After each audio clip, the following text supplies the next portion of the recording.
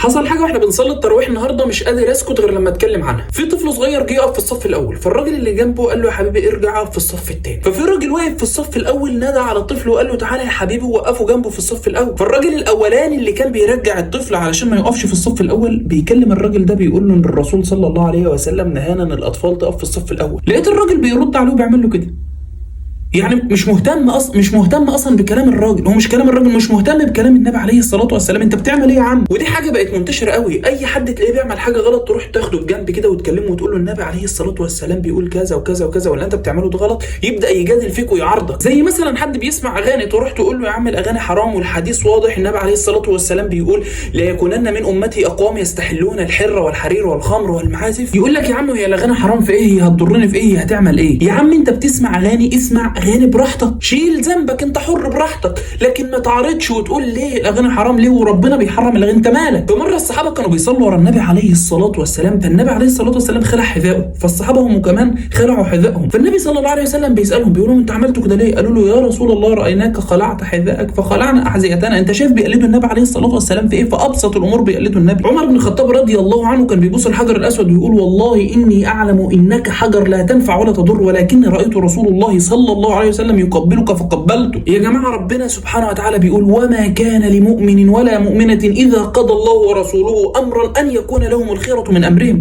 خلصت، ربنا قال لك كده يبقى خلاص، النبي عليه الصلاه والسلام قال لك كده يبقى تمام، ربنا قال لك البسي الحجاب وخلي لبسك واسع عشان ما تبقيش من الكاسيات العاريات، تمام سمعا وطاعه وتلبسي، لكن ما تخلعيش وتقولي ليه المشكله في كده وحريه وبراحتي واعمل اللي انا عايزاه. ربنا قال لك الاغاني حرام يبقى الاغاني حرام سمعا وطاعه، وما تعرضش وتجادل وتقول ليه الاغاني حرام بتضرني في ايه. خلصت، ربنا قال كده يبقى كده تمام، عايز تسمع اسمع براحتك وشيل ذنبك. لما نسمع النبي عليه الصلاه والسلام بيقول على حاجه يبقى خلاص سمعا وطاعه سمعا وطاعه، مفيش مجال ان احنا نتحاور ونتكلم، مفيش مجال، انسى الحوار ده. عايزك تفتكر ان انت اخرك متر في متر وكفن ملوش جيوب، ده اخرك يا صاحبي، دي اخرك في الدنيا، كفن ومتر في متر بس كده.